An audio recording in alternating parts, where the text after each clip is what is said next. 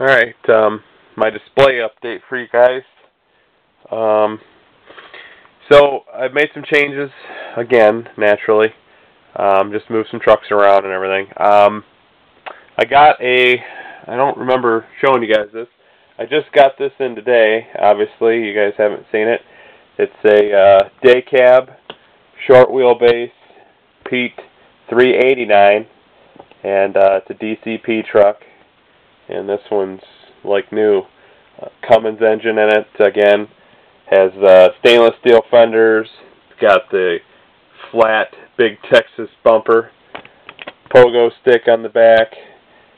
Diamond plate deck. And the different style full fender chrome, shiny. It's different than the other Pete 389 that I have in the shop there.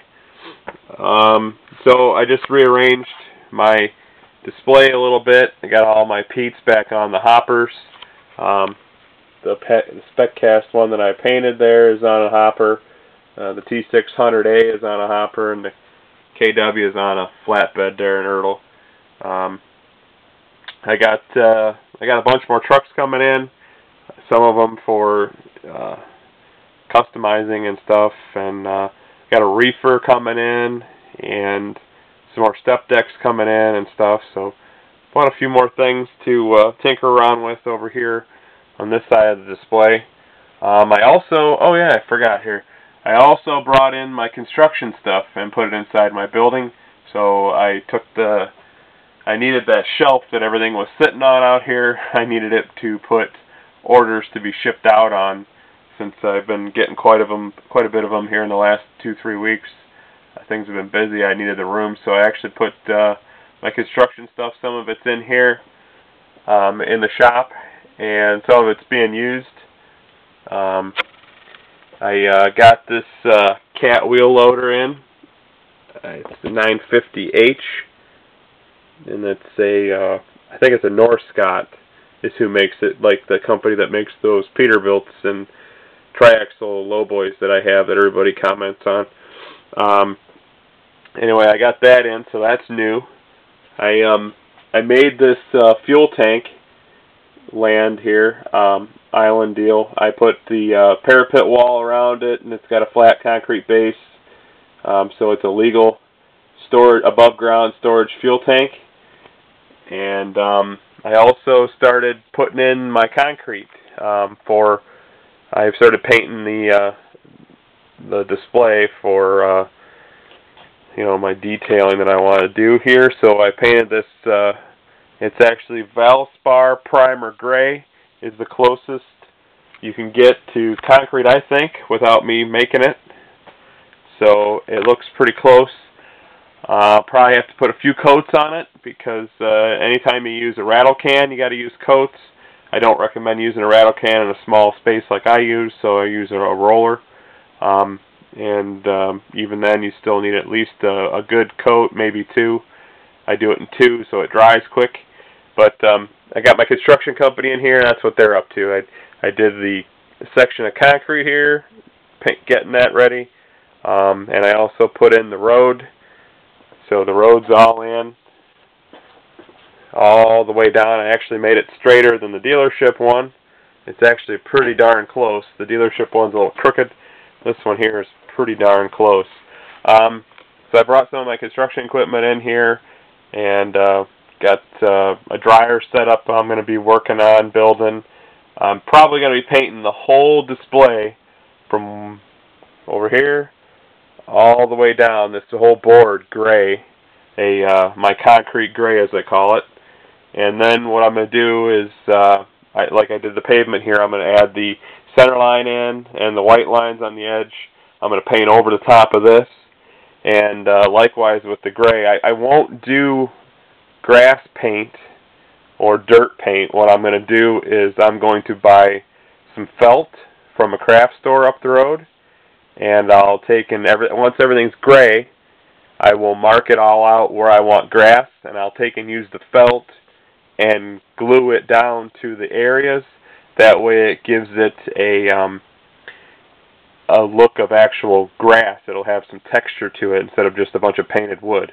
So That is my reasoning for that. I'll also try to get the barns painted in the next week or so, and I'm actually doing what I said, and I'm getting there. It's slow, but I got the road in, and I got some of the base coat down here for the concrete, and some of it's getting along here. But anyway, the equipment's here to work on the LACO Construction's in here, working on the grain, my grain handling setup here. I got my crane in here in the back. It says LACO on it there, and we're going to need that to lift the dryers up and set them into place and tinker around, get that all together. I haven't even ordered the grain dryer stuff yet. I just was kind of pre-planning here. So we'll get that ordered hopefully in the next week or so as well, and do maybe a construction video or something. I don't know. Figure it out. And I got the Peterbilts and 2 more excavators over there. So all 4 of my excavators I have are up here now. 5, I should say. Excuse me. 3 Case, 2 Deere, and everything. All my construction stuff's here on this table now. So cat grader and the Case articulated dump and everything, backhoe, everything's up here. And I rearranged some stuff over here in the barnyard again. I posted on Facebook I built a bigger head and a header cart. It's nothing major or nothing special really, but I did that, and I just kind of moved my display around, getting ready to plant wheat here coming up. September 23rd is the fly date in Ohio, Hessian fly. So if you plant on the 23rd or after, you won't have to worry about Hessian fly. But if you plant before that here in Ohio, you are rolling the dice.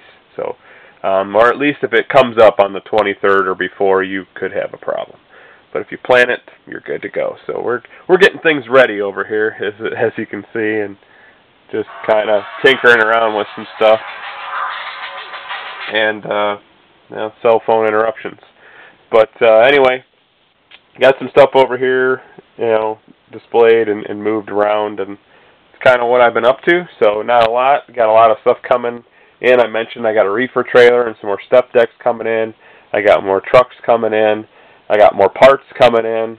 So imagine both sides of this display room here will be pretty busy in the next couple weeks still. So anyway, any questions or comments, let me know. I suggest that if anybody's doing the same thing or starting out or whatever, obviously the rattle can doesn't give you a good coat of paint, so rolling on some paint to get it by the quart or by the gallon, roll it on with a roller, and then you can touch it up later like I do at the dealership. You guys may have noticed that the pavement has gotten a little bit more darker. So like I repainted it with spray paint. So you can spray it after you get the base coat down to cover up the dust or the dirt or whatever, and then go ahead from there, do your detailing. So anyway, that's kind of something that I would do, and that's what I've learned is touching up with spray paint's great, but the best way to get a coat of paint on wood or your detail is going to be to roll it on with your other paint. So that is just a suggestion. Also, painting the wood buildings, spray paint don't work on that either. You got to use a brush. You can use a roller too, but the roller usually doesn't come out very well on a building. I hand paint mine with a brush. I rattle can sprayed the grain bins, but I painted the grain leg and all the wood with a brush. So I mean, it's just a suggestion. And like I said, the felt's a good idea. I know it'll work out, by putting your paint down first and then gluing the felt on. So some of it's trial and error for me as well as everybody else. But, anyway, anything else, any questions or anything on the display? Remember, nothing on here is for sale. Just wanted to mention that one time. But any questions or comments, I'll be happy to give you guys my opinion. Thanks for watching.